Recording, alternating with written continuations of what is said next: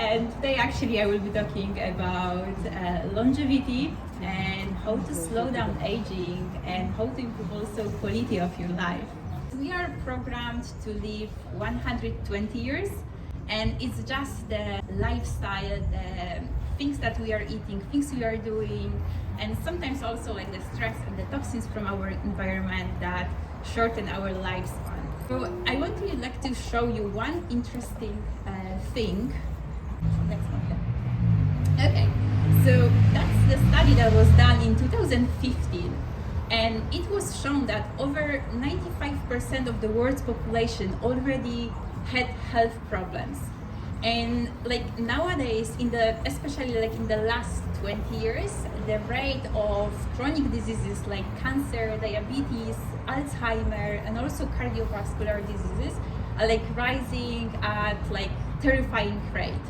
So we sometimes like assume that it's normal to feel maybe fatigue or like the brain fog, but when we compare ourselves to like the sick average, it's really not. And today I would like to give you like a few insights, like what you can do to stay in that 5% of like the healthy, happy people. Okay, so before I get into details, what exactly to do to slow down aging, I want you to take a quick look on this picture, and please tell me what's the key difference that you can think of that comes into your mind. Anyone? The tortoise is slower. Slower. Anyone? Carnivore versus Herbivore. Carnivore. Yeah, very good. So basically, a turtle like is slow. He lives slowly, eats slowly, and he mates actually up to 190 years. Lion, on the other hand, completely opposite. Average lifespan is 16 years. So, of course, it's like the big simplification of longevity and health, but there are some truths, and I see in my practice a lot of people coming with very healthy diets, trying lots of supplements, but still struggling with like health symptoms. And then I always look on the stress and lifestyle. So if for some reason like any of you or like friends, family feels like nothing is working, then just slow down, chill down, and really look on your stress, because stress is, I would say, number one, the killer nowadays in the world we are living in. Okay, so in terms of like the longevity, that's like the big simplification, because I could talk about like the ages, but I wanted to give you like the most important highlights. So there are really like two steps. So first one, we want to first like reduce the damage and what's actually shortening our lifespan. And then as a step number two, like focus on giving your body like nutrients it needs to repair, because our body is like great at self-healing, self-repairing. It's like the materials and also the right environment, which we think about just being relaxed, living a good, healthy, happy life. And I like to compare that to basically building a tower, like you can see here, or a house. Like if you want the tower to withstand any condition and be solid, you need to use a solid materials. The same with human body. Human body is made from like trillions of cells. So if you want to make sure that your body serves you a long time and withstands like all the conditions, you need to make sure that your cells and mitochondria specifically, without getting much into like science, are healthy and well nourished. Okay, and the good news from all the things, because longevity is quite like complex topic, I would say. But the good thing about all this is it's not your genes. You are actually in 95% in control of your like aging and health. You're like kind of like the driver of your life. So you can decide whether you want to go with like the healthy route or diseases route. And epigenetics is a concept that says, yes, our genes like influence, how we age and how we feel, but only in 5%. And there is something above the genes that actually influence the expression of the genes. So by our like daily choices, what we eat, how we think, what we do, we either can activate the healing, like longevity genes, or the diseases genes. So I will show you in the next slide what's the environment and lifestyle. So to make it like kind of pretty like simple and kind of knowing like how to navigate through that process, I like to break it down into like the 4 areas, which is like nutrition, stress, toxins, and movements. Because when you think about like aging, what is it? It's really like broadly speaking like the damage to your cell. So if you want to prevent aging, you need to prevent the damage of your cells. And what causes the damage of the cells is chronic inflammation. So when you, for example, injure yourself or you got like virus or bacteria, then your body is inflamed and your immune system goes to rescue, give the nutrient building blocks to calm down the inflammation. But nowadays there are like hundreds of other sources that cause so-called like low-grade inflammation. And that again, it's like within like nutrition, sugar is the big one, stress. So that's mostly like our emotions and the thoughts and like life to day-to-day situations. And the toxins from like environment, pesticides, also mobile phones, electromagnetic field, and the movement. Lack of movement, but also too much exercise can also cause inflammation. So in terms of like, to answer your question, so what do I need to do to slow down the aging? So what you want to do is really, first of all, reduce the stress and the toxins, and then focus on optimizing nutrition and movement. So in terms of like the stress, not all of the stress is bad. It's again about like the balance. And there is so-called like good hormetic stress, which is exercise, sauna, cold baths, intermittent fasting. So that kind of stress helps you to activate like the autophagy, healing, repair, and extend your lifespan. The bad stress that our body is terrible at coping with is so-called chronic stress. So chronic stress you want to definitely avoid. So a bit of like good stress is good, but chronic stress is definitely bad. And the next one from the things you want to reduce are toxins. So again, pesticides, tap water, plastics. But one of the, I think the most damaging are mobile phones and electromagnetic field and electronic devices. So on this picture you can, it's a very good visualization, the inflammation, the green color that shows basically the level of inflammation without using the phone, and then on the right hand side the levels of inflammation when somebody was using phone just for 15 minutes, and you can see the red, which is basically the higher end. And I also have done my own experiment. I got like this 3-field electromagnetic field meter, and that's something like I was not aware, but actually when I show how our body can absorb the radiation, I was pretty much mind blown. So you can find that on my Instagram. I posted some video because now I'm mindful about the time. So I want to keep it just for the most important. Okay.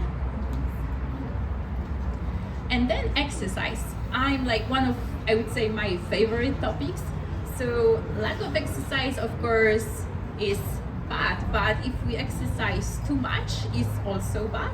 And the thing with exercise, it creates free radicals, which means inflammation. And I know a lot of us, like when I arrived like here to Marbella, I was impressed with how many people like stay active, run through like promenades. So that's something I think it's good to be aware that when you exercise, you create those free radicals, which means inflammation and means also accelerated aging. So what you want to do, you don't want to avoid the exercise, you just want to kind of like counteract the negative effect, which means having enough of antioxidants, best from like whole fruits, veggie juices, because then you get like raw, pure nutrients. Then gut microbiome, because exercise also damages your gut microbiome, so fermented foods. Goat kefir is like one of my favorite ones. And then protein intake, of course. Too little is not good, but too much protein can also create toxic byproducts of digestion. So with like everything as a rule of thumb, you want to be in a balanced, sweet spot.